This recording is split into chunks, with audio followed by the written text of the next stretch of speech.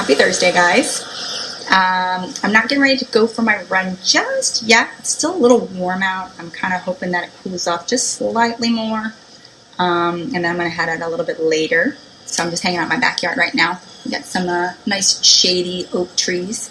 So I'm going to enjoy the breeze. But since we're talking about heat and running, I wanted to talk to you guys real briefly about one of the ways that you can protect yourself from the heat and the harmful rays of the sun. I know if you've been following me long enough, you know that I'm a huge advocate for using SPF, and I talk all the time about making sure you get your annual skin cancer screenings at your dermatologist. So I won't talk about that today, but one way I do think you guys need to invest in protection from the sun is by using one of these guys. It's a hat. This is not actually just a hat.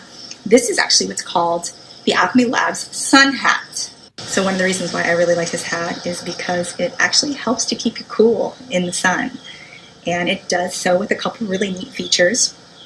One of the features is this little ventilation pockets that you see. The hat actually blocks out 99.8% of the sun's harmful UV rays. And then it works as a reflector, actually.